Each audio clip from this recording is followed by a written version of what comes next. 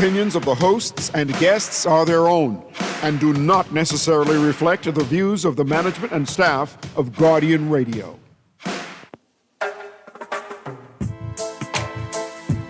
La la la la. La la la la la la la la. La la la la.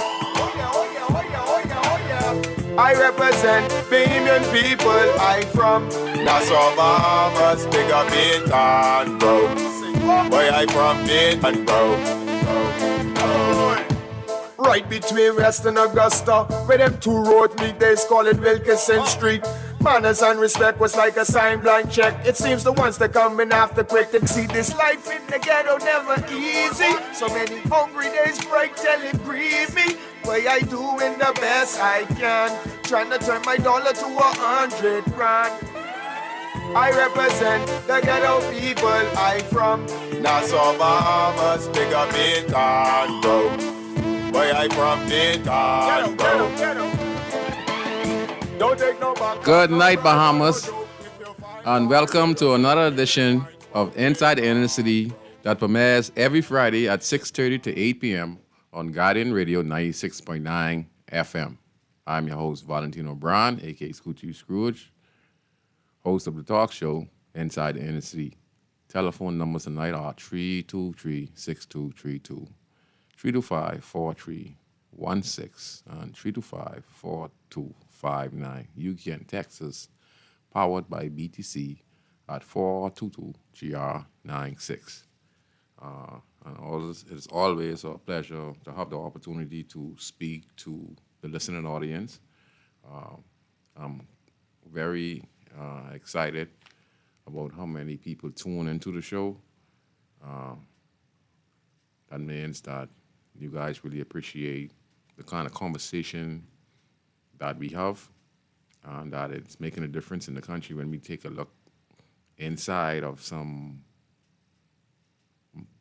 important parts of our life, which includes everyday life that we talk about, to try and make it better, whether it comes to healthcare, whether it comes to education, whether it comes to immigration, whether it comes to empowering the citizens with small business. We are very supportive of the disabled. We are very supportive of the autistic.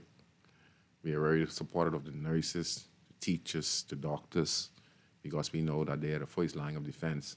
So when these topics comes up in the country, as part of Inside the Inner City, which is crucial mechanism, means the doctors, the nurses, the teachers, the educators, the support system from the small business community, the churches, that play a very crucial role on how we develop the next generation of Bahamians living here in the country. So today's show, we're going to talk about maintenance. That includes the Hundreds Bridge. We want to talk a little bit about that. We want to talk about the fact that the hospital kitchen has to be laid.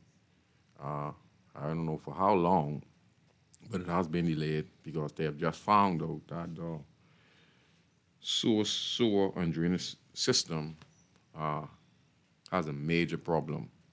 Now, and much more we're going to talk about. So I just want to thank each and every one of you for tuning in, and I hope that we're going to have a wonderful conversation on this topic today. I'm going to start off by this, and I'm going to say this. As a country, we have progressed little from the time of independence when it comes to our maturity and how we govern our country. I think that as a nation, the Bahamas has achieved its goal when it comes to the richest Caribbean country. Other than that, when it comes to, when I say major developments, infrastructures, we have that as well. But the one thing we're lacking many things, is consistency. When we build something, we should maintain it. Let me give you a prime example. When a multi-million-dollar jet, like the most sophisticated jet in the U.S. Army. If the estimated price is like $52 million, do you know where the cost really comes in? Yes, the jet might cost $52 million. But in order for this jet to perform at its best capacity, meaning that when it takes flight and is on operation, en route to operation, for it to function at one, it has to have a general maintenance on every flight.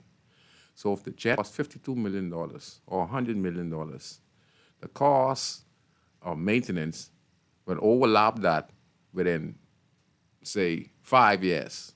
So yes, the jet might cost $52 million, to keep it functional so it could perform at 100% capacity. It has to have a maintenance check every time it flies and goes in the air.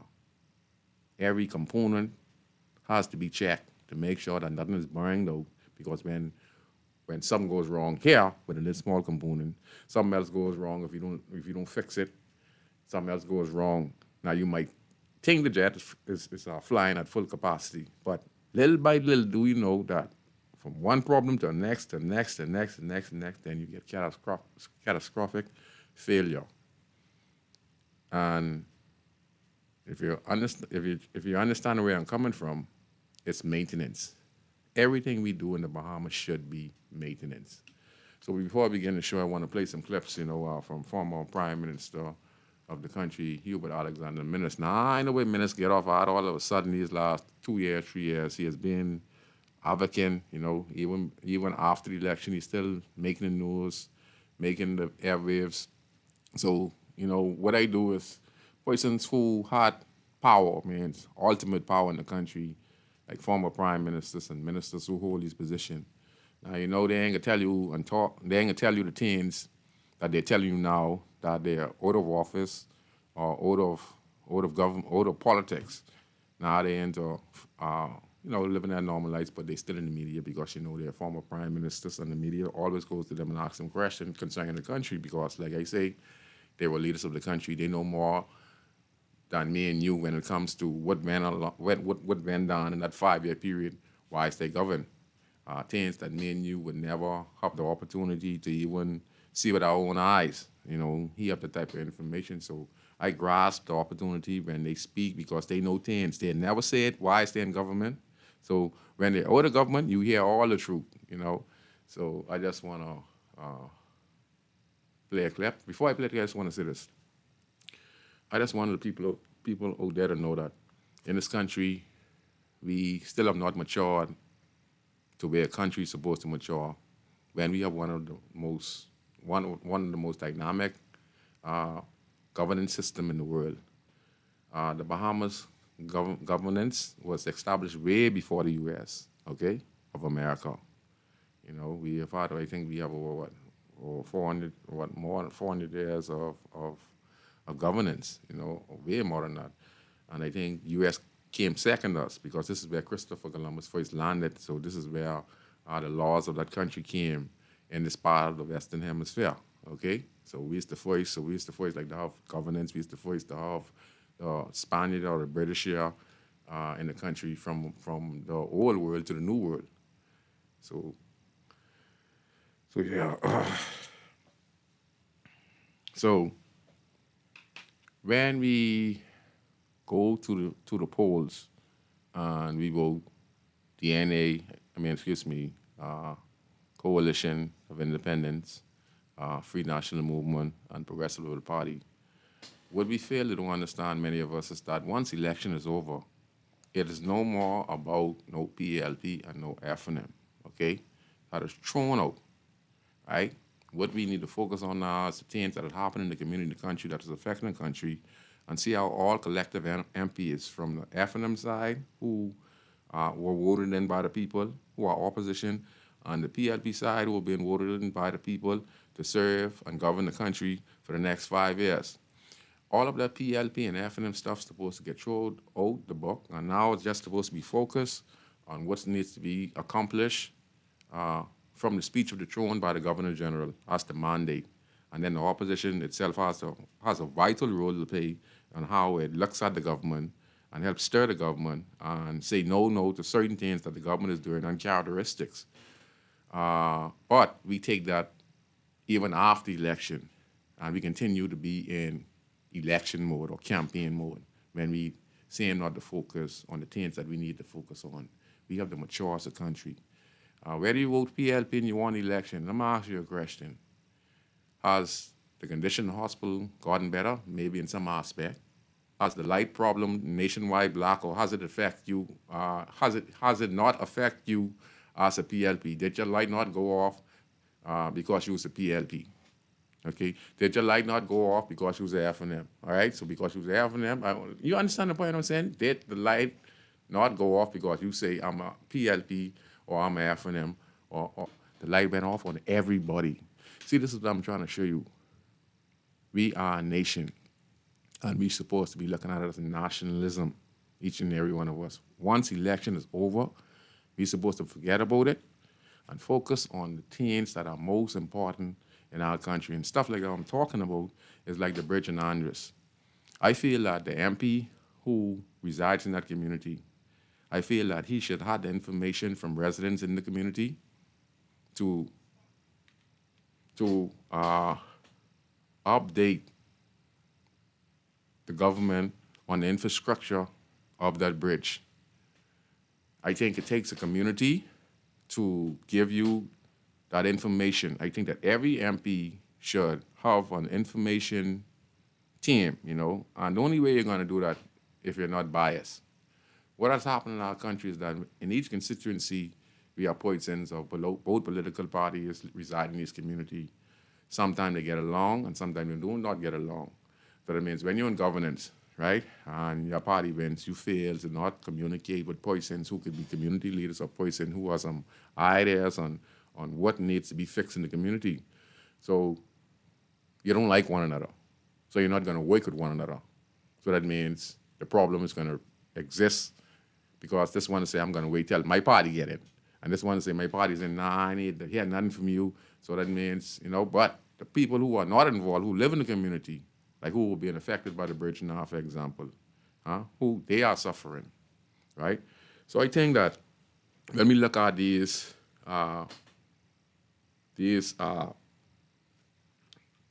problems we have, I think they could have been fixed because I think maintenance is the key. And I'm going to say this again. I feel that the MP who was in charge of the community, he's supposed to be interacting with residents in that community, probably going to town hall meetings, not criticize nobody. You don't care if they're F&M, you don't care if they're PLP, you don't care if you don't like them. That's not the issue. The issue is, we have a problem. You need to listen to this individual here. Does anybody say, well, the bridges have some cracks, they bring this to you because this person is a F&M or this person is a coalition or you don't like, or someone in the community say, hey, this person, they ain't like you. You do not want to have nothing to do with the person. No, that is not your job. Your job is to listen and then send a team and then find an alternative, because in each community you have persons who are talented who could deal with this particular problem before it even gets out of hand. So I think that maintenance needs to be carried out on all government infrastructure, all community infrastructure. The MP is supposed to know what all infrastructure that exists in the community and to keep a regular maintenance check on it so that it do not run down and be harmful or dangerous to the community, because the bridge didn't have to go that far. If you had a person who checks the bridge on a regular basis, that's supposed to be a priority as the minister responsible for that community. Just have a person who is a caretaker of the bridge, checks it once in a while, make sure that it has no structural damage, and et cetera, and then report it to the MP's office or the relevant authorities. That's negligence, okay? So I'm going to play this clip with former Prime Minister Dr. Hubert Minnis, because I tell you, when they owe the government, they tell you everything juicy. So it's be good. So anyway, go ahead, Chris. Days after the Fresh Creek Bridge was condemned and closed to vehicular traffic, former Prime Minister Dr. Hubert Minnis is questioning why the structure was allowed to deteriorate to such a critical state, describing the situation as deeply disappointing. I'm saddened that it was allowed to get to this point because when we were government, 2017 21, we built two bridges in Andres, the London Creek Bridge and the Standard Creek Bridge. We also did work assessing the Fresh Creek Bridge, and we knew that the Fresh Creek Bridge was condemned. That was the next bridge to be built, the Fresh Creek and the Stafford Creek Bridge. I asked the question in Parliament, and the records are there. I asked to answer the question, where have you put money aside for the construction of a new bridge for Fresh Creek? Because that bridge cannot sustain the traffic any longer. Minnis says his questions about the condition answered. The 50-year-old Fresh Creek Bridge connects Andros Town and Coakley Town and serves as a vital link for residents and businesses. Minister of Works and Family Island Affairs Clay Sweeting has said a ferry service will transport vehicles between both sides of the creek while a long-term solution is put in place. He said officials have already begun discussions to install a temporary bridge to restore vehicular access, followed by the construction of a permanent replacement. Minnis argues the government failed to act before the bridge reached this point, saying officials waited until it deteriorated before responding. It will affect it. As individuals move back and forth, they go across to the Ortec. A lot of people work there.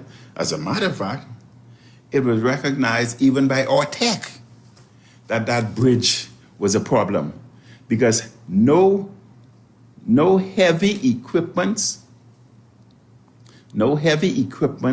example, fire engines, were allowed by Ortec to come across because they knew any heavy equipment come across would further collapse the bridge.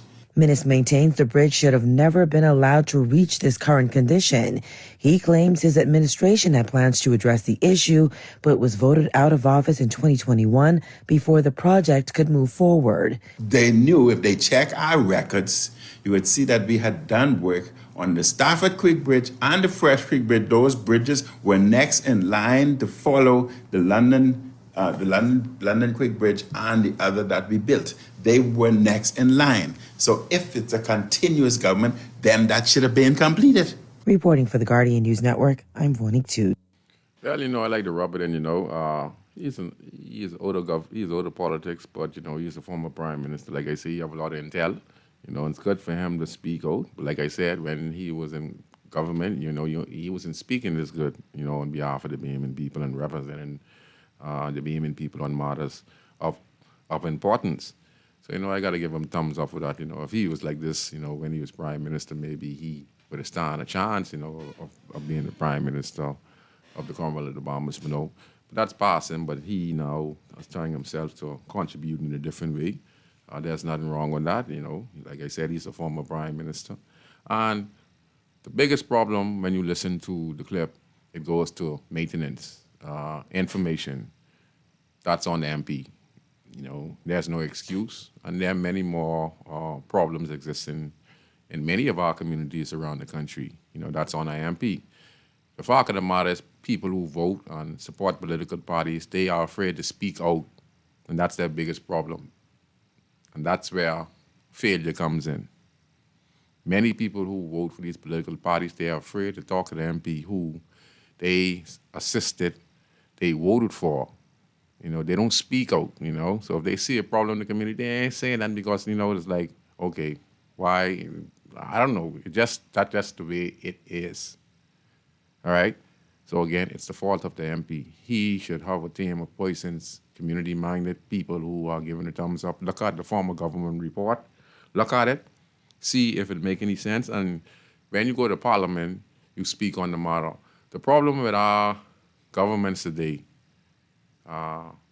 when governments change, if there's a problem with the community, like Dr. Hubert Minnis stated, that a report was filed after they were fixing two bridges in Andres. Mr. Minnis was stating that the Free National Movement fixed two bridges in the Bahamas. I think he said he was getting ready to fix the one in Fresh Creek. So they had that on proposal. Now, next government came in, and I don't know, because they probably see these bridges under the Free National Movement, and now this next one needed to be built. They just look at it and cancel it. When you're supposed to look at it, study it, and then, continue it. Because it doesn't matter who put the idea there. It matters who completes it, because it matters who starts it, it matters who completes it, because it's still government.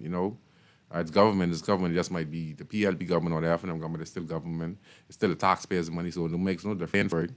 Whether the FNM is in or the PLP is in, the matter is the information was there. That means the MP for that constituency, he failed to address the issue that was the most utmost importance.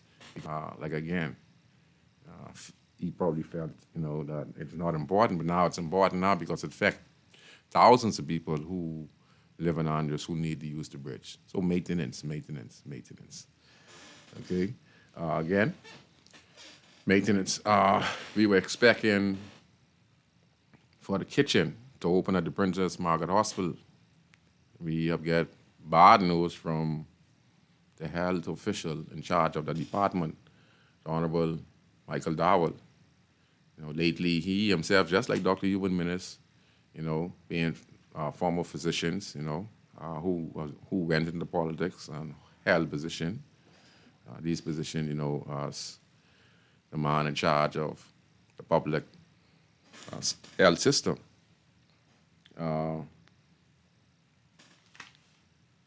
He himself saying that, they were getting ready to open the kitchen. They get all the equipment, they get all the new stoves, new AC system, have the space, everything is beautiful. Come to find out now, they get to find out that the sewer system and drainage system is inoperable. Now listen, I have not heard so much crap in my life. Now, how is it that you mean? Listen. Don't get me wrong. All right, we're headed in the right direction. Not to be so negative. They're doing the right thing of fixing the problem.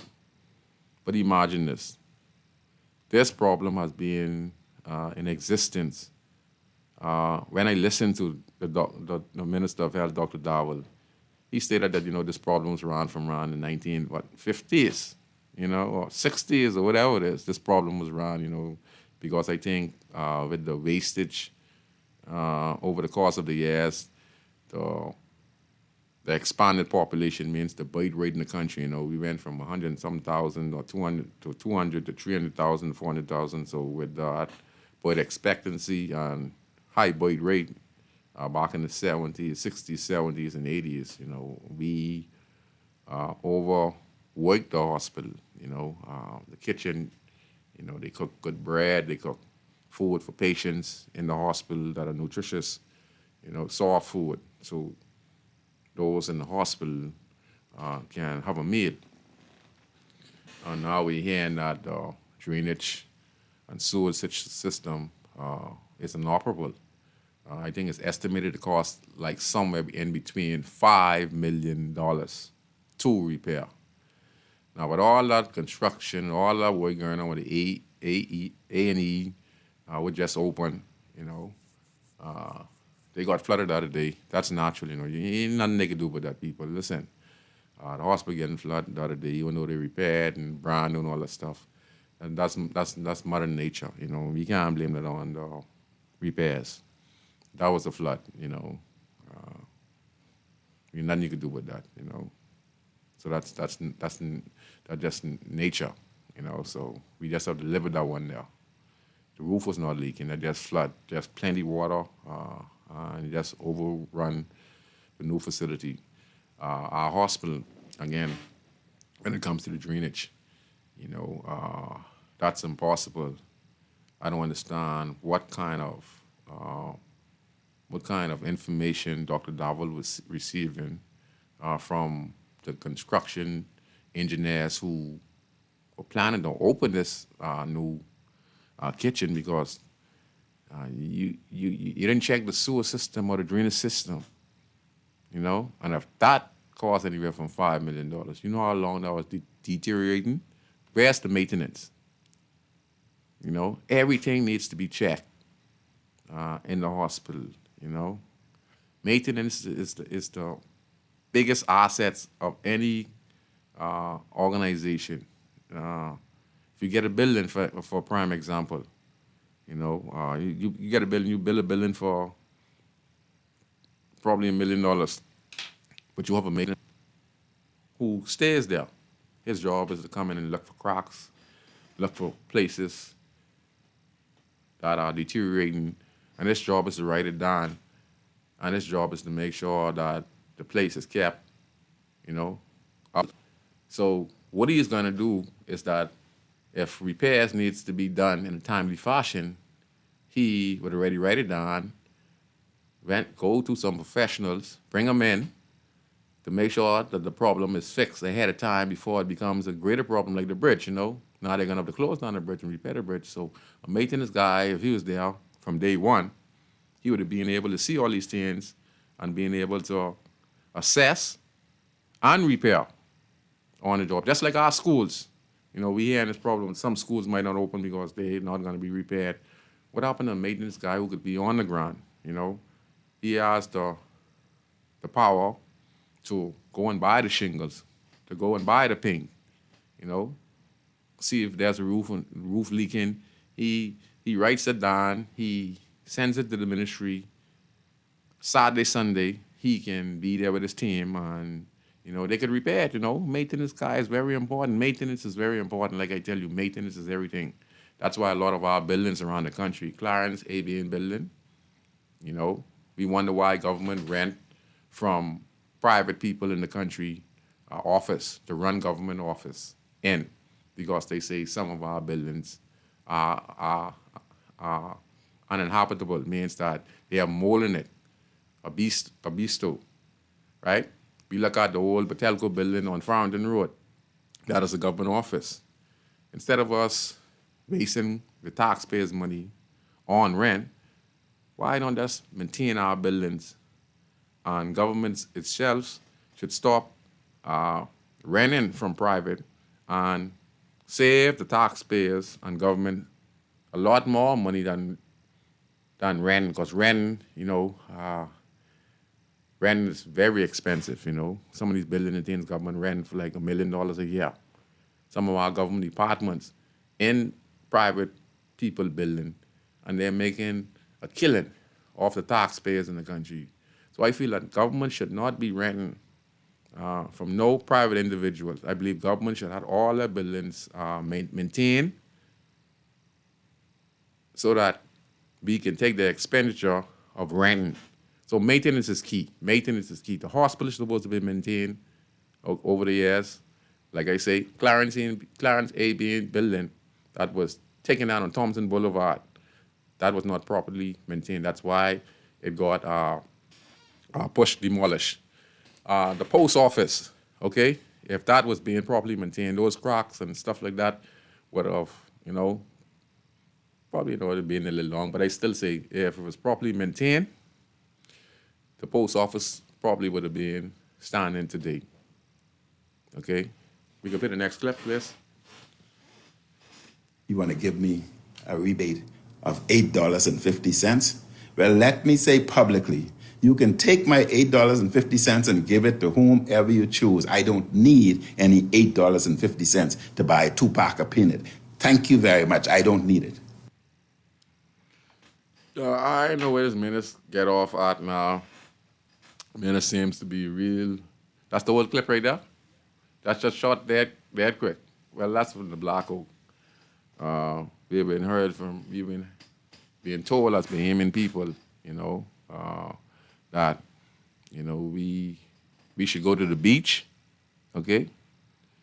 That we should lower our output of electricity.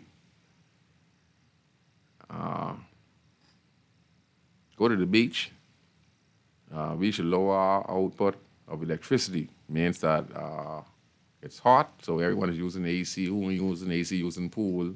And there's some people who got some unregulated, heavy equipment in the country who put it on the grid, and they destabilize the grid. And because of that, everyone sweats. Honestly, I really think that uh, with every new subdivision, with every new hotel in the country, as long as we continue to add them onto the grid, and with the current system that is actually 30 years behind, I think this problem, I think that each and any hotel or subdivision that are being established in the country, I ain't really no professional, but I think that they need to have their own power supply. If we're going to tie it into BPL, we're going to continue to have this problem because it's just like we're running a drop card. Okay, I can tell you this: those major hotels, like I say, I do my own studies, and I can tell you that the electricity that those hotels, Bahama, Lannis, all of the other hotels, Ocean View, where, Michael Jordan, over Paradise Island, and etc. Other major infrastructure that uses a high output of electricity, okay,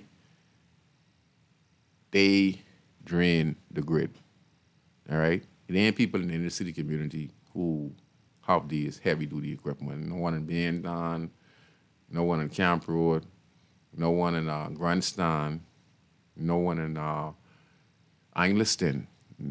These equipment are to major businesses, government businesses, and they are asking us to load shed. I think what government needs to do, again, is they need to take a look at what they are building new subdivisions. Before they build these new subdivisions, before they build any new hotel, they need to find a way on how they're going to supply this particular hotel, excuse me, with power. Their recommendation for many people to get solar, that's a good idea, to lower the consumption of electricity, and they could put something back in the grid. Well, this could happen a long time ago. Ben Salt to go on the beach. Boy, I ain't know about that one. That's a good one. The guy said, go to the beach. And he said, this problem, as long as the heat and people using AC, and that has risen the capacity. It has risen the pressure on the grid, and the grid is like, all right, overheating. There are transformers around the country that are exploding and have to change their wires that are underground that caught fire because of the load. And then they say they're rerouting power from one area to the next power so that some resident gets some power this time for about 6-7 hours. Then they can reroute the power to someplace else for 6-7 hours.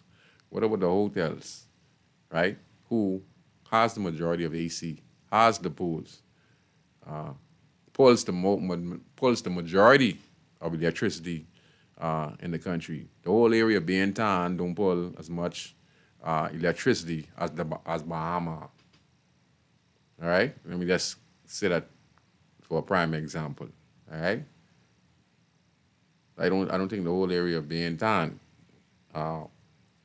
pulls that much current as Bahama. All right, that's a lot of power. All right, so we need to find alternative ways on how we are going to supply these new subdivisions, hotels, and any infrastructure that has a high voltage input or output. We have to find a way and do not put it on BPL. I watched former Prime Minister Hubert Alexander Ingram. There was some infrastructure going on in Abaco, and he went and he built a power plant. One of the first to be built in the country. And now I think it's still operational. It's supplying Abaco with power. So some of these hotels, they have to come up with alternatives like that. And like I suggested from John Bostwick, I read, he talked about the floating power plant that could be structured around the country on certain locations. I see Graham Rutherford. he himself talking about certain strategic points that can be used to put these particular water energy platform. Maybe you could hook one of the Bahama, build one for Bahama on that side right there, safe, in a safe environment that's not harmful, and then make sure that any leakage of fuel or any oil spill can easily be contained, because you also have to look at the environment and the safety of the environment. So again, it comes down to maintenance. And again, I think that BPL is outdated, 30 years outdated. And I think that we're going to have to find alternative solutions to our current BPL problem. And as long as the Yemen people, when it's hot, and they want to cool off and they turn on the AC, they have every right to. Because of the people in Atlantis, the people over Paradise Island, over Atlantis, the people in Bahama, the people out east, the people out west, they have their system, they have their pool. And why little me and you who live in our little two, three room, our little one bedroom, we can't have a little bit of AC? Huh? And then you tell us we got to be conservative. And they're also telling business around the country to be conservative and to see how they can use less electricity to their establishment. I know how to grow it. People, get a lot of meat, a lot of heavy equipment. I don't know how that's going to work. And again, there's a lot we have to think about in this country, and we're going to have to find alternative ways to help BPLO. And I think one of those ways we have to go solar, we have to go some other way. I don't know. See if we can get it right. Other than that, again, the light ain't gone. The light ain't still on because it's a PLP. The light ain't still on because it's a F&M. Everyone sweat. All right, so it goes again. We have to look at this from a national view, people. All right, that's why I'm a nationalist, because I know that once election is over, the problems remains the same. Let's look at the morgue at the Princess Margaret Hospital as well. Need maintenance as well. Everything is maintenance. Everything is maintenance. The morgue, has to be maintained. We even need a new morgue. The minister again, Dr. Darwell, he has to find a way on how he could deal with this issue. These supposed to be 10-point plans that are on his billboard, and he has a team of people working on each one of these plans. And one of them should be the morgue. One of them should be the kitchen. One of them should be how, they can, make the hospital function better, as when it relates to the operational standpoint at the Princess Margaret Hospital. Yeah, maintenance across the board in every department in our country, so that we don't have the rent, so that our schools could be on time if we have maintenance guys on the floor who are doing their job. Go ahead, Collier. You're on Inside the Inner City on Guardian Radio. Evening, Scrooge. Thanks for taking my call, brother. Go ahead, sir. Well, one of the things, because when I heard you talking, one of the things I was going to call it and talk about was the government renting them buildings. And I'm glad you bring it up, brother. Go ahead. So that's a crucial point, man, Scrooge. Man. Yes. It's absolutely ridiculous the amount of money that they pay to rent these buildings. They could have built these buildings 10 times. Yes. You know what I mean? But for the amount of rent they pay, you know what I mean? That's absolutely ridiculous. I mean, we need to stop that foolishness, man. We the people need to because all the things you're talking about, Scrooge. Yep. You hear that stupidness about the hospital when you're talking about the stupid. Come on, man. How could you do all the weekend ready to move through and then talk about who we just discovered something else? Now you see what I talk about, brother? That's absolutely ridiculous. That's ridiculous. All that's supposed to be considered from the time you begin, before you even begin your week. Of course, including the sewage system. Of course, man. That's a slap in the face. That's somebody playing us for a fool. Yeah, man. Automatically. Because that's the foot. And you say $5 million or something just to do that way? Yeah, $5 million. You know something? Chances are, I need talking by I could be wrong, right? But, this country chances are that's $5 billion, but they can't take just to do that sewage drive, right? Probably could do everything. I understand where you're coming from, brother. We know we overpriced. You know why you're saying that? Because if that $5 million is additional to the work they said they already done, right? Yeah. Chances are that $5 million for that sewage thing could have done the sewage and whatever work they already do. You know, they're just fleecing us for that money, man. Yeah, I understand what you're saying. They're supposed to do overall assessment one time. And man. So you're trying to say, I understand they overcharging. Yeah, man. And plus, we tired of these Gimmicks. inflated costs for these weights and things, you know what I mean? And then sometimes when they don't get it, they start off $30 million before the weight finishes, $130 million to finish it. I mean, come on, man, it's ridiculous stuff, man. You know what I mean? All these things, man, come on. But you know something, just like all the same, man. When you were talking earlier about how the government's supposed to be continuous and different things like that, right? You can't have a continuous government school unless you have a national plan. That's right. You understand? Yes. You need a plan. If you ain't got a national plan, you can't have a continuous government. You can't have a government to government, no matter which party it is, continuing on a mission if ain't no mission. You understand? Yes. We as a country, we need a national development plan. You know, people Right. talk about China have this 100-year plan or 1,000-year plan or how much ever year plan they get.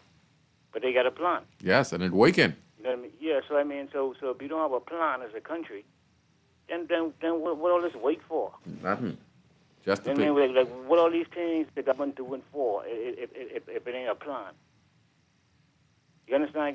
But Yes. you can't just jump in your car and drive around. Like every time a problem come up, they gonna try to fix everything. They only like moving when a problem come up, they moving.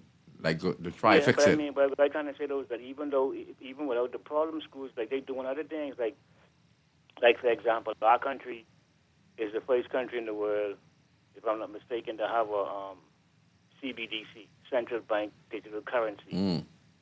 Right? Yeah. Why we do that? Yeah.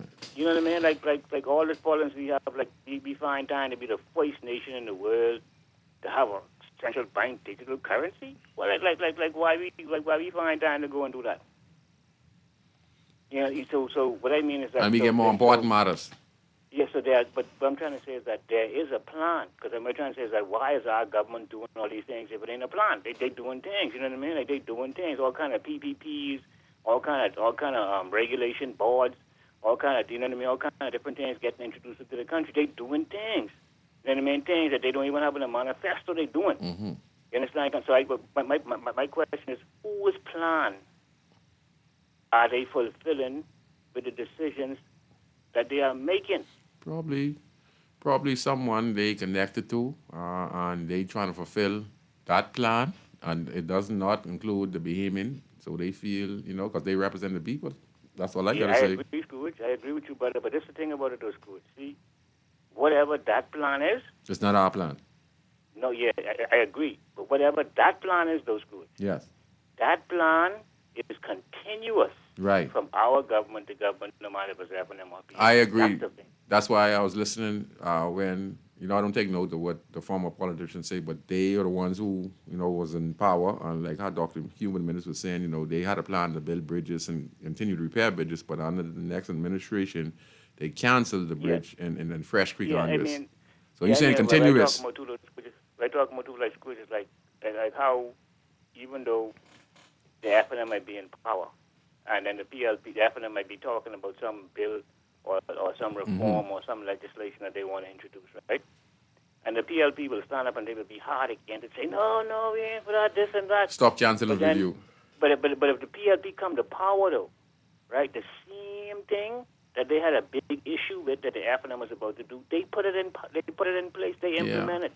So what I'm trying to say is that both of them, right? Yes, sir. Both of them have a continuous governance of someone else's plan. Yeah. There's a vision Yeah. that the FNM and the PLP Yeah. are from government to government, from administration to administration. They are implementing somebody else's plan. Do you understand? Yeah, I understand what you're saying. That plan is of the international community, Agenda 2030, all them other things that all other nations doing, one world order. The plans that our government doing, all of them, is to bring about the new world order. All of these things they doing, the plan they working on, is a one world government plan. Well, I disagree with you because we saw the COVID-19 was the first step with the World Health Organization trying to take leadership of the whole world. And Yes, brother. you see, they try to force that on us. Now you see, Kyrie Irving. See, brother, you telling the truth. See, let's get some facts now to support what you're saying, right?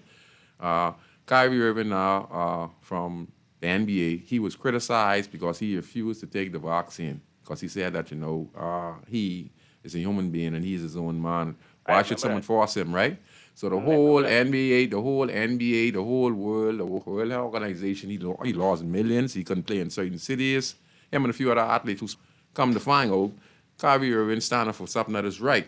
Dr. Fauci is being torn up with questions right now when it relates to COVID-19. And they're finding out now this was a biological engineered this thing was put forward, right? And now they're apologizing to Stephen A. Smith, who criticized Kyrie Irving, who almost cost the man get fired from the NBA. Him and a few other players Charles Barkley called him an idiot. Okay? And now I come to find out the man was right. And many of us who didn't take the COVID-19 shot, we refused, and now we got to find out we were right. And 80% of the world went with it. And look what happened now. Well, Scrooge, you just talk some seriousness just now, too, brother. Look at it now. And what that is that in this time, brother, we live in a world where wrong is right and right is wrong. You understand? Right? But so that means that sometimes when you to do the right thing, you got to pay a heavy price. you got to pay every price. Yeah, man, but you know what else I was saying too, Scrooge? Go ahead, sir. Because I can go ahead now just in case somebody else won't come in, right? Is Go ahead. We need right to be the might. Yes. And not might to be right. You understand? Yes. We need, when you right, you have the authority, and not just because you have the power or the might, you have the authority. You understand where I'm coming from, Yeah. right?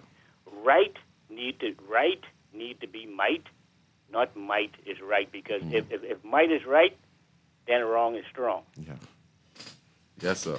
Thank You understand where I'm from, brother? Yes, sir. Yes, But sir. we need a national plan, Scrooge, and we as a people need to, if people have ideas or whatever, we need to back someone who have a national plan. Yes. Because if the government have a national development fund that they take in millions out to do all kind of foolishness with, right? The national development fund should be going toward a national development plan. For each community.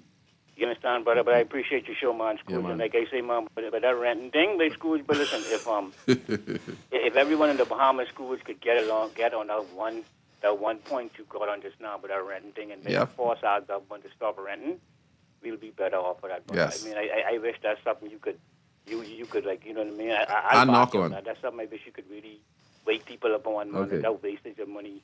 That's big wastage. That could run anywhere close to over probably 500 million or more in this country from government rented buildings from private entities in this country. Guidance and protection, man. Yes, sir. Scrooge, man. Much love, man. But I respect you. Thank you very much. Thank you very much. I like the caller. See, I'm knocking the points where the taxpayers are paying a heavy price. You know, you want to be PLP, you want to be F&M, but y'all still ain't getting the picture yet.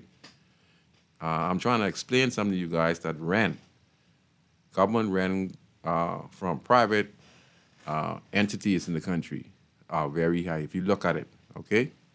And that's killing us. If you're a government, what government needs to rent? Government can build. Government has all the crown land, right? More crown land. That's the prime minister. You know what kind of crown land is in his hand, and just about every community. So in every community can be government offices. Office can be established, you know, with the best, like I say, equipment inside it, the best AC, computers, and et cetera, et cetera. And this takes away the expenditure of rent, because rent is one of our biggest problem in the country. You know, it's a way to thief or the cookie jar, you know, because many of these persons who are getting these contracts, rent from government, they are part of an elite set of people who have connection to the political party. And this is the way how you milk the treasury, all right? This is how you milk the treasury and get a kickback, okay? Because a lot of buildings government don't need to rent, okay? If we just maintain our buildings, all right? If we maintain our historical buildings and we maintain our buildings that was already built, like I say, Clarence A being building, if that was properly maintained, that wouldn't need to get pushed down, okay? the post office, the next one. You know, that could have been repaired without even get pushed down, but it reached a stage where it had to get pushed down because they had to condemn it because the cracks was too overwhelming. But if we had a maintenance check on it, you know, we wouldn't have been in a problem. All right. A young man like me, you know, I still reside in my community, and it's working in my community. As I speak right now, I continue to work in my community because, you know, I know a lot of the residents, you know, they don't have the tools. It means they don't have the bins or they don't have no connection. They don't have a truck, you know, and they're always overwhelmed with garbage in our community. So 15, 20 years I've been cleaning up my community, you know. I don't get paid from government. You understand? I've been doing this from the time, you know, I've been doing basketball. I told them this is my way of giving back, you know, in my community. And I try to assist just about everyone who live in my community from Lewis Street, H Street, Taylor Street. And they come to me on numerous occasions and ask me for a bin or ask me if I could send someone around there to clean up the yard. I do this with my private connection. Right? I maintain my area. Maintenance again. There's a sewer plant in our community that supplies the Lewis Street community with the sewer system. You know, the only way they come and check the system, unless we call them and there's a blockage. Again, maintenance, you know, and this causes a strain on the system because when this is block up on the hill block up, and then down the block up, where's the maintenance? And just like the day, it was overgrown with grass. Every month I send a guy, either KK or Gino or Kermie, guys who are part of my team, who I give a couple dollars to put a couple dollars in their pocket to keep them positive in the community. And I say, you know what, that's $50 or $100. Just go down and cut that right on there. You know, and remove that. And that's for the community. And as we speak right now, he did that earlier today. And that's a pumping station that is hooked up to the sewer system from water and sewage. But they don't come there and clean around the system. And if I don't send someone down there to clean around the system, the grass, and man, it rains plenty, all of this would overlap and go in the sewer system hole and block up the whole system. So that's why I send down there every month to clean it up. That's maintenance. You know, in the bin around the corner, that is supplied to me by Mr. Simmons and his wife. These are my partners. And anything that is little positive in the community, they assist where they can. And it's big because they've been assisting me for many, many, many years. And they assist, like, you know, with the bins and stuff like that, and one or two little other projects. But they are my supporters in the community, and that's how I'm able to use my connection to make some things happen in the community. Now, these might be small things, but guess what? The rat population is down. The garbage buildup is down. The community is getting cleaner and cleaner as we speak. So we are seeing progress, right? Sometimes people come and ask me for the bin. They say, well, Mr. Watson, the MP for being in grandstands, say he sent them to me to use the bin or something, or this Mr. Watson bin, and etc. You know, automatically it's not Mr. Watson bin. It's a private bin that's been sponsored to me by a family who live in here, who concerned about the community, who gave me the opportunity to work with a company, Bahamas Waste. But I don't overshadow the fact and say, hey, this ain't have nothing to do with Mr. Watson. You know, I'm a people's people. You know what I said? I said Mr. Watson and I work together, you know, on many projects. So I say I do assist them because I am in the community. So I do assist them when I'm helping out, whether it's cleaning up, whether it's the basketball tournament, whether it's advocating for empowerment, small business. You know, I have three centers around the corner that has been established in the community. So yeah, of course, you know, I don't disrespect Mr. Watson. I say, you know, yes, we work together with partners. I say, okay, all right, where do you need the bin to get delivered? Around election time, that's all people ask me, is Mr. Watson bin? I say, no. I say, no, me and Mr. Watson work together, we're partners, you know. And, you know, I'm a community leader in the area, and I don't mind. I don't say, okay, no. I don't say, okay, no. I say, we work together. And that's how you're supposed to, you know. And many people thought the bin that has been around the community for over 5 years, not even, way more than 5 years, you know. That's free, you know, for the community residents who live in that community, And that's how you're supposed to live. That's how I look at it. I'm a nationalist, I'm not trying to take nothing away, or push the MP aside. Me and the MP don't work together like that, but, we all in the community, a part of the community, and if we could little by little, we'd have a better community. Simple as that. So maintenance is very important. Like I say, I do the work of the Ministry of Environment and Health in my community. I do the work of the government in my community. I help the MPO because the bin that is being in the community, that is private, but that is a plus to the MP and the community. You understand? That's how I look at it. So I'm helping, helping my community, helping myself, to make it a better place, And maintenance is our biggest problem in the country. We need to have a maintenance staff across the board in the schools so that we don't have schools do not reopen on time because of the maintenance problem they face in these schools. Handymans we need at these schools with the keys and the power to fix the schools. We need maintenance guys, in the community. I think the government needs to form a task force in these communities because, we get too much car garages around the country. We have too much abandoned houses in the community. There was a program started under the previous administration under the Progressive Liberal Party that they stopped, where they had individuals, part of the Ministry of Environment, and they were walking around and writing on spots where they see abandoned houses, abandoned cars, and they would write it down. And I think that they removed those individuals, and I think we went wrong there. I think that we need people like that, a part of the government who goes around these communities, write down where there's abandoned house, where there's abandoned car, find who puts the car there, who hosted this, and try to find them and tell them, if you don't come in a time fashion to either fix your house, fence it up, keep it clean, or remove this car, you would give it an infraction immediately, effectively, because honestly speaking, our country is too dirty, and government wastes millions and millions of dollars cleaning up every year. When we clean up again, people come right back again and dirty up the same spot again, so it's wastes of money. So now what we need to do, we need to enforce the law. And to enforce the law, we need a team of people from the Ministry of Environment in partnership with the community who work in every community, corner by corner, to be the lookout, to be able to walk around and say, this is the car garage, this does not need to be here. But if this person is making honest living, there's an alternative we could find for that individual.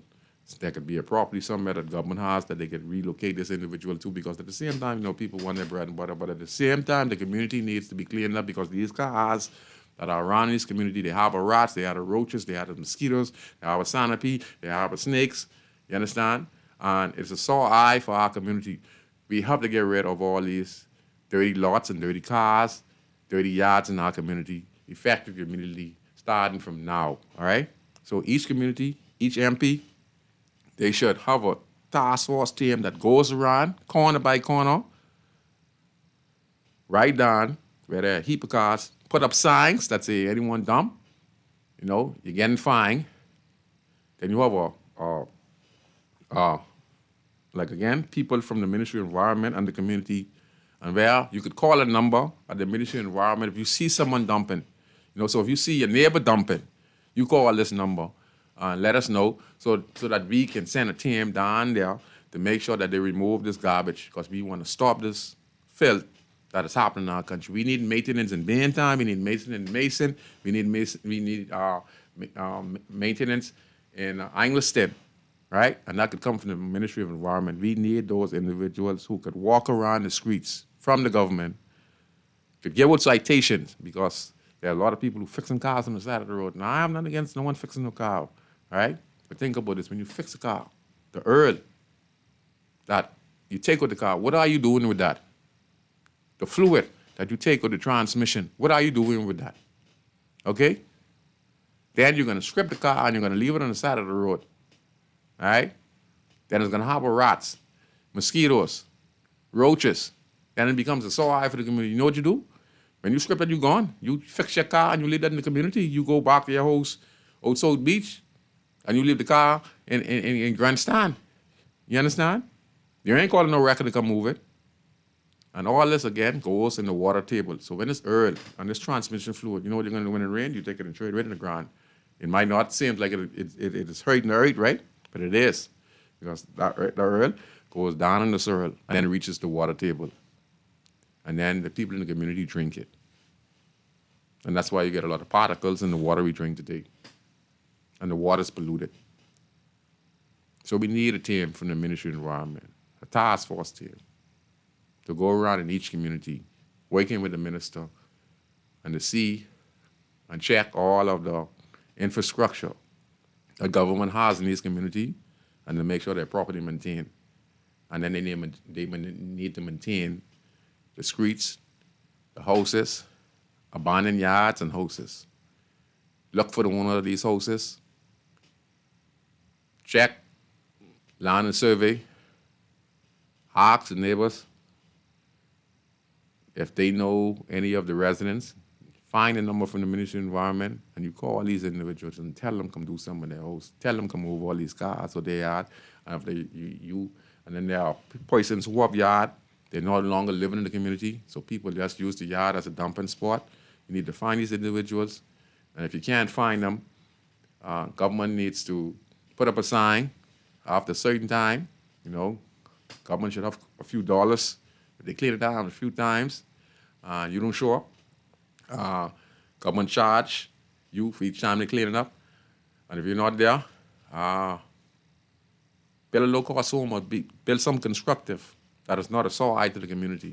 You know, I want the community to come uplift, man. We have to get rid of all these old cars and all abandoned houses. And we need maintenance in our streets. We also need speed bumps through some of these corners, okay? We need maintenance with our garbage collection. No disrespect to Mr. Watson. You know, he is a good minister, but, you know, I want improvements in the community that I reside in, you know, and I think that he needs to try and find a way on how we could get garbage truck. He needs to go in Parliament and speak on things that are important to the constituents. And when I mean what are important constituents, as a minister, like I say, you know, we go into the House of Parliament and we just attack the opposition side. No, we ain't into that. There's no more time for that right now because this is time for progress, okay? Progress means we have a problem with garbage collection in the community. The garbage truck comes around twice a month. So as the minister, you need to advocate to see how you could get one for a garbage truck, extra garbage truck. You know, as the minister, these things you got to be creative, minister. You know, as the minister for being in Grandstand, you know, you say to yourself, you know, let me go and host a Parliament and let me see if I could add 4 more trucks to my constituency. Let me see if I could put in to see if I could have a fire engine for my community, you know, my constituency, just in case there's a fire. There should be a standby fire truck for my community, okay? Let me go to the Ministry of Health, Dr. Dowell, and once a week, let me have a briefing on all the health benefits that can be obtained or information that can be obtained from this website, what I have you for being in Grandstand, what medicine is available, you know, for our residents in the community and stuff like that, you know. These are the kind of things we want from our MPs now, you know. The park need to be fixed, you know, and et cetera. All these old abandoned cars we want in the community and stuff like that. These are things that we want our MPs speak on. We want to speak on maintenance and development, you know. Like I could speak on the garbage truck, you know. You can imagine the minister going to those Parliament and saying, you know, my residents, you know, have a garbage collection problem. You know, do a background check, you might only have 2 garbage trucks dealing with the whole being in Grandstand. So you can say to yourself, you know, you go look it up, check on some nice garbage truck that fits the budget. And instead you're going to talking about the F&M or what's going on. You're going to talk about how you're going to improve the community with this garbage truck collection. So you have a photo of 6 garbage trucks. You asking the Prime Minister, you put this in your budget, and you say you like to have these for the Benin Grandstand community. As well, we like to have an ambulance for the Benin Grandstand community. Okay, we also need an autistic bus for the autistic children we have in our community. You make these your budget. You know, you speak on these things on your budget, you know. These are things that we want MPs to do after the election. We don't want a back and forth where You attacking the opposition attacking you. That ain't making no sense. Why? Us in the community we suffering. You know, we ain't getting no improvements. So we want new garbage trucks. We want an ambulance for our community, okay? We want speed bump for our community, okay?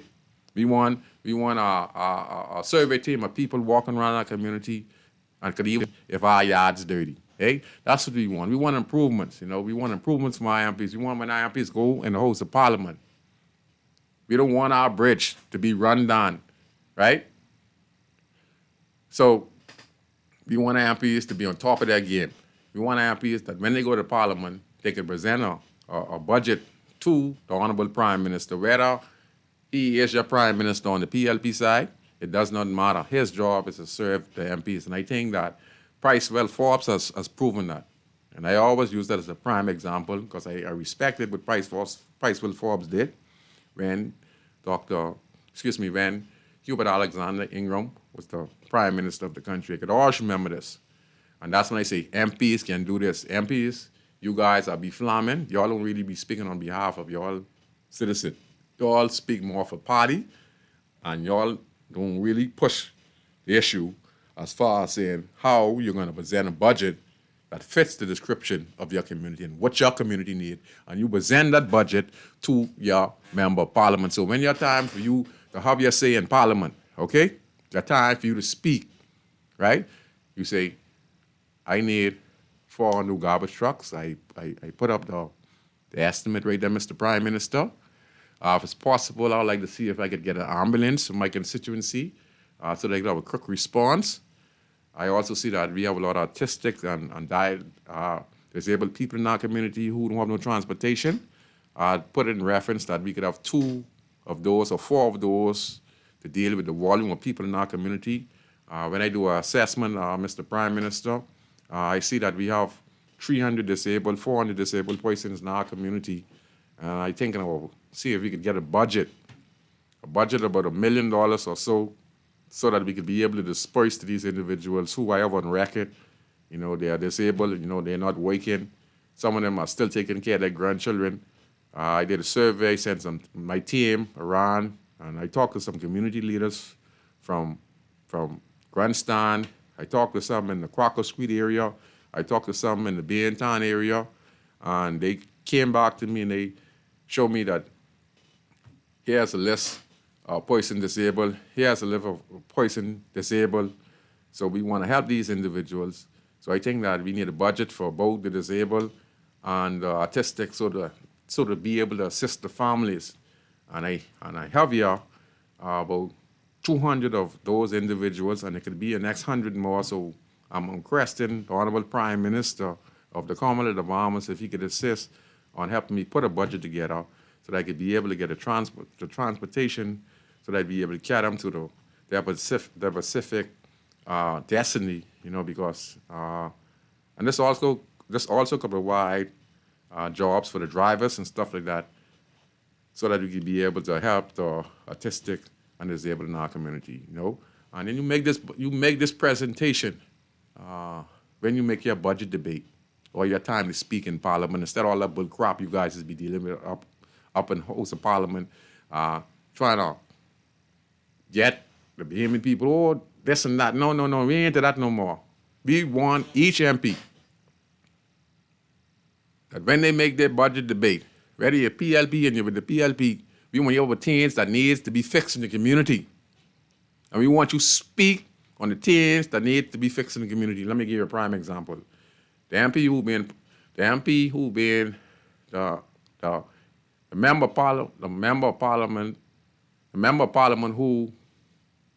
who won the seat for the Pinewood constituency in the last 20 years, like y'all is the main reason Pinewood flooding, because y'all have failed to address the issue. Now you're addressing it now, okay? But a system you're trying to put in place now in Pinewood Gardens. The MP for that community already supposed to have a system in place long time to be able to deal with the flooding. Look how long it take. You know, like the problem was there. We heard it years after each MP get elected. MP from the Free National Movement, MP from the PLP, they get elected, and yet still everyone get flood, right? Everyone furniture go floating, right? Everyone car go floating, right? And you spend thousands of dollars, and then you get $8.89, like how BP had give it to you. You lose but $800 worth of stuff. You lose all your meat, your chicken, and everything, and you lose but $800. They're gonna make you feel happy, right? By giving you $8.88 in return to make up for your $800 or your $18,000 or your $5,000 of meat and stuff that got rotten because they couldn't be they was unable to sustain to your establishment. So what they're gonna do to make you happy, they're gonna give you $8 and some cent back. Okay? That's fair. Okay? Thumbs up. And now you're smiling. You understand? It's crazy, man. It's crazy. Okay, I get you. Someone says, you're Scrooge. I say, man, I know you protect and take care of yourself and your home. And what kind of man are these politicians? And someone said, she man. You know, like I said, you know, everything is maintenance, you know. Each MP in each constituency need to put together a budget and speak on things that their community need, you know, in order to better it. There could be a dangerous sidewalk, for instance, you know, that has been lingering around, you know. No one reports it, you know. All of these things are very important. You get a pack of wild dogs, you know, running around in the community, you know. And to tell you the truth, I saw a lot of people get bite up for dogs, from stray dogs. Let me just tell you this. Don't be walking late at night in Nassau. Do not be walking late at night in Nassau because you could get eaten alive. You know, if you're walking through these corners late at night around, say, 12, 1, 2, they are dog hours. Dog run the streets in this country. Again, it comes down to maintenance, okay? Maintenance again. Each area needs their own dog control team.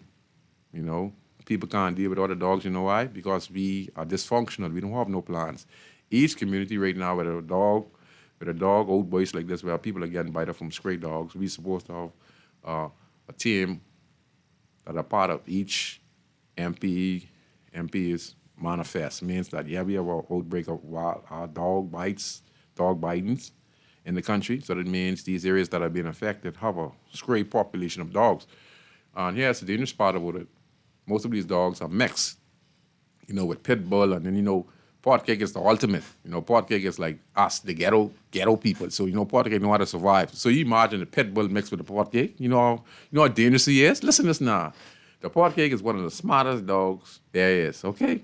And they're called royal pot cake, right? They are royalty, right? So don't sleep on them. And them dogs smart, they know how to get you. You know how the pot cakes go. When the pot cake can gang you, Chris, one would be a decoy.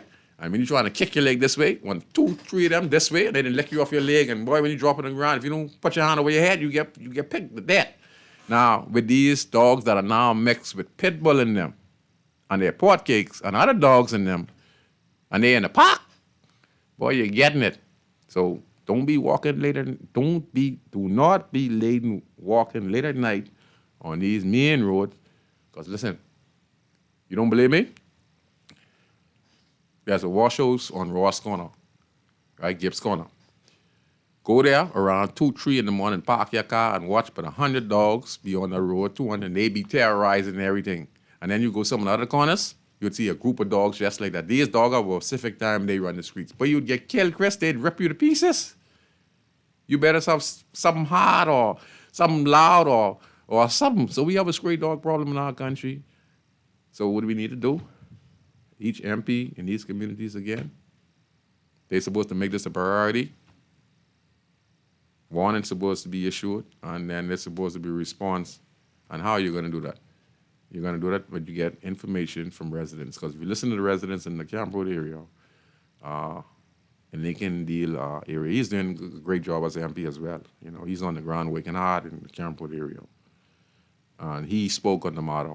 And he said that many reports were made to authorities about these wild dogs. The thing is, these dogs smart. These dogs only come out at night, you know? But they live in yards, and they are people pets. But just pets that, you know, some people just, you know, allow their babies and then You know, they ain't keep track of the dogs, and the dogs them, you know, just roam the streets late at night. And like I say, they're mixed with pit bull and other rest of other dogs, you know. And a lot of people love their dogs, but like I say, there has to be a program in place. If we getting reports of dog bites around, then it means that even in Harbor Island, okay, we have a tourist, you know, son was bitten terribly on the family island.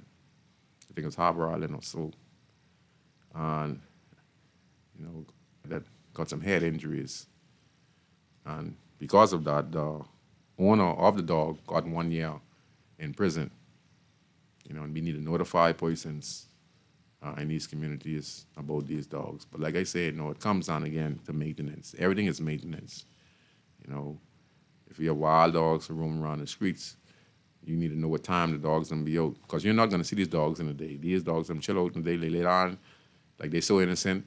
And late at night, man, they're the menace. I say, I was watching these dogs. They were turning over the garbage.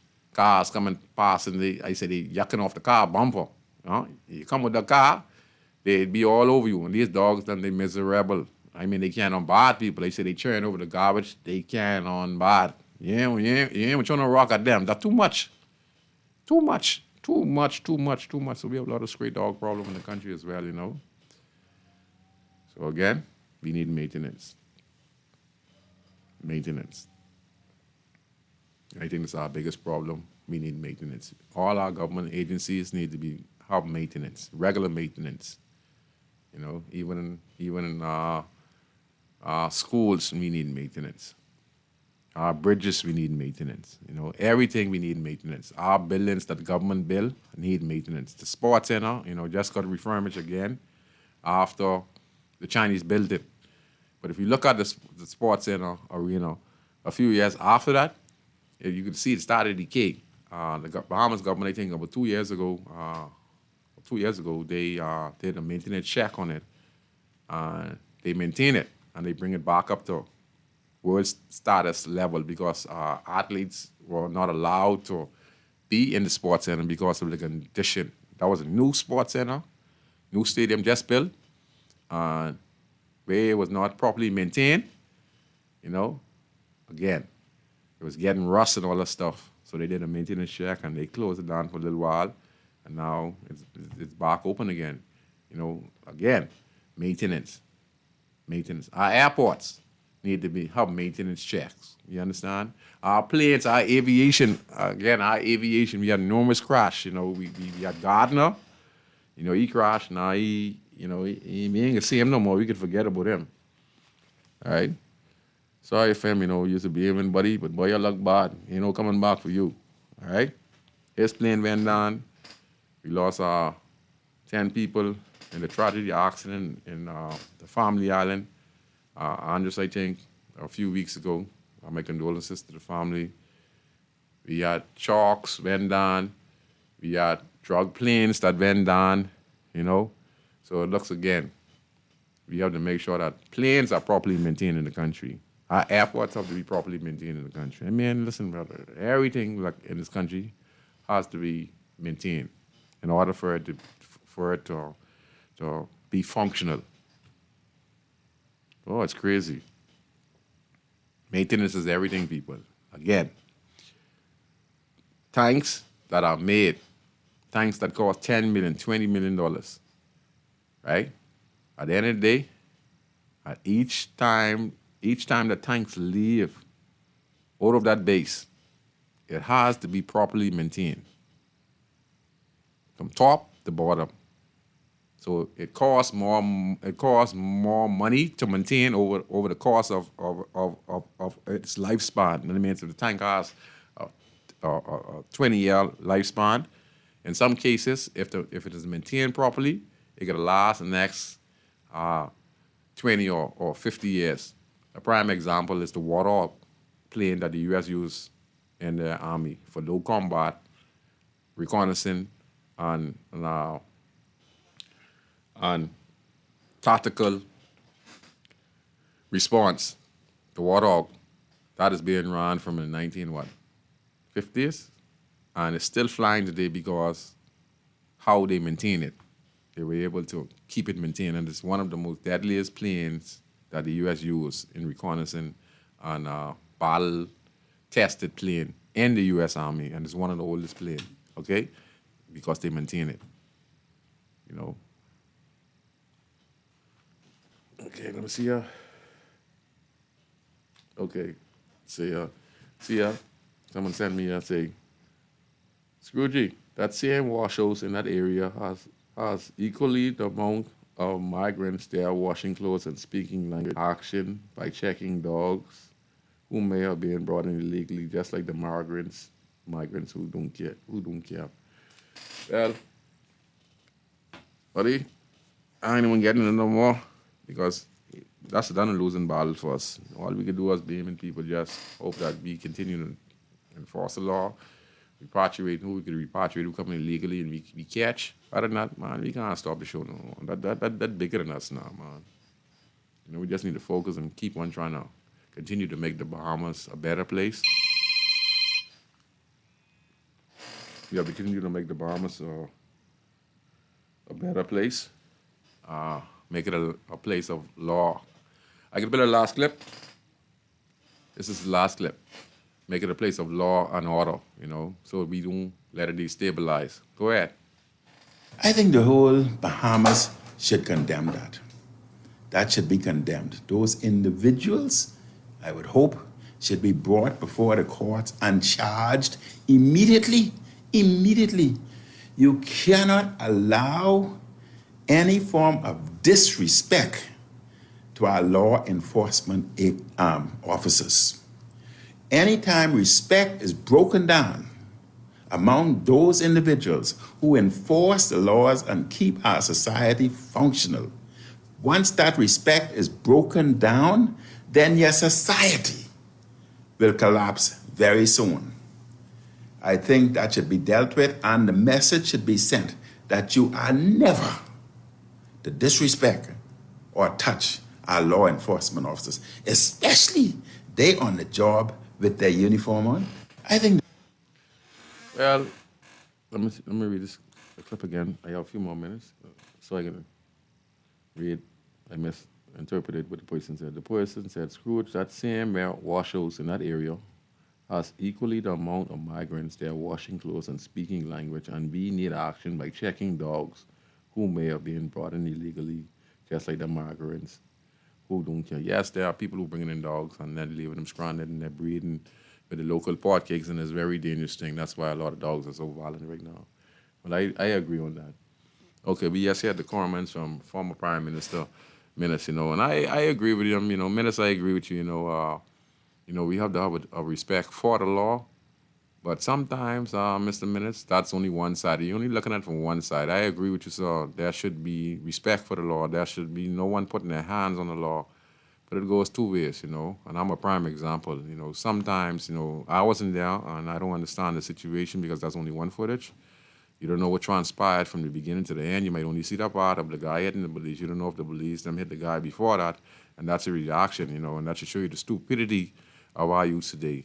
And I think that kind of reaction we're seeing now from the citizens of the country today is because when they see all of the charges that are being brought against high officials in the country, especially law enforcement, you know, this is where the breakdown comes in, Minnis. See, Mr. Minnis, former Prime Minister, I hear you talking, but you need to understand, you know, it also starts from the top.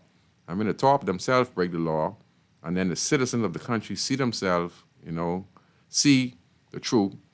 You know, sometimes this changes the consciousness of the individual because they boy, these police corrupt. So people itself start to lose respect for the police. Now, former Prime Minister, I understand everything you're saying, but you still, you know, you're speaking on one side. You know, I don't approve of no one putting their hands on the police and etc. I myself personally was a citizen who was a community leader. I got abused by police. I got charged for disorderly behavior, resisting arrest, and other charge, right? I went to court. I had my witness. I explained my case, and I was in the right. And the fact of the matter is, the police don't know how to de-escalate the situation in some cases. Some cases, the citizens themselves are very violent and uncontrollable, and the police has a reason to act like that. But I say sometimes a lot of these police, they are the ones who causing the problem. They don't know how to talk to nobody. You understand? And if you say in response to them, they tell you shut up. They want to slap you. So what you expect people to do? Just stand there and allow yourself to be slapped from a police officer? Huh? That's what happened to me.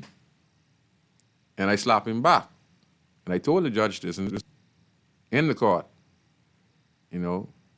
and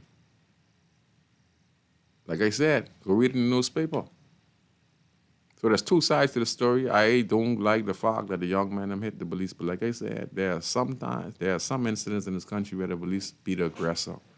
So, Mr. Minister, I do agree with you, but first of all, the standard on the integrity of our Royal Bahamas Police Force has been damaged because of their negligence, because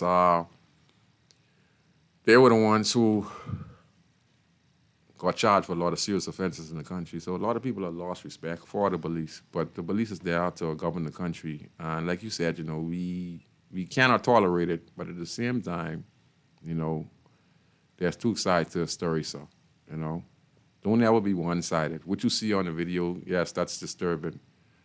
But like I said again, we are a country.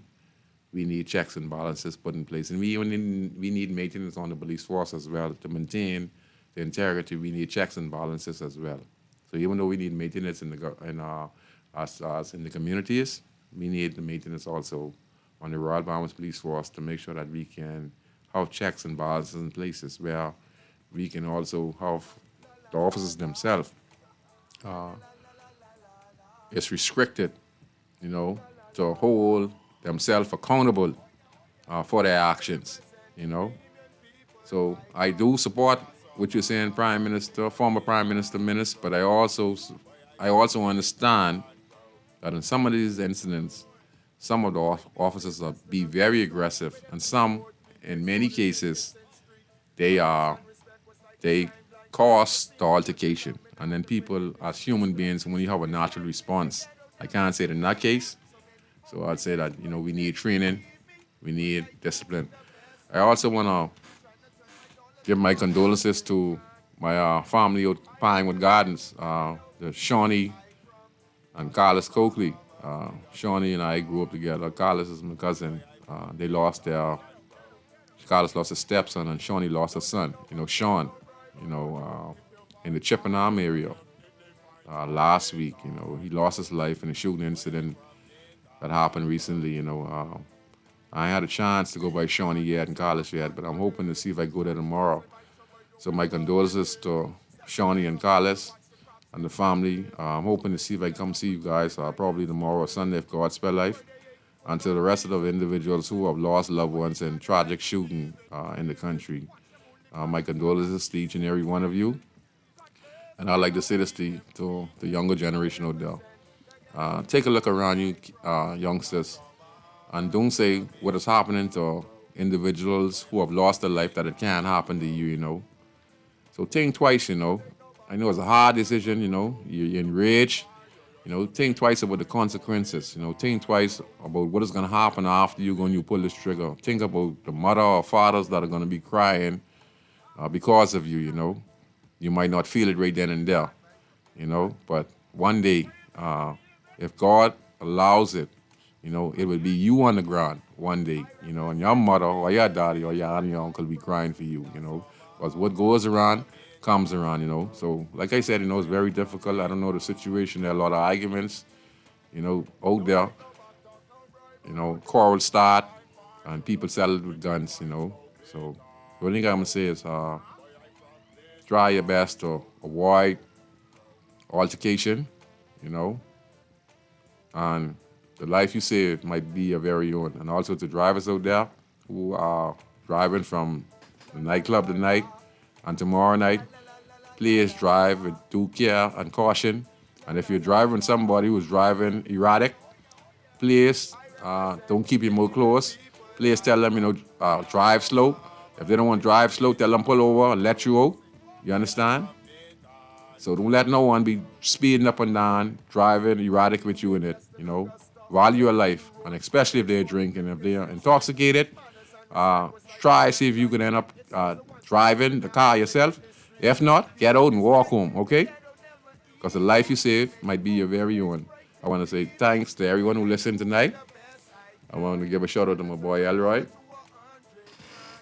And to everyone else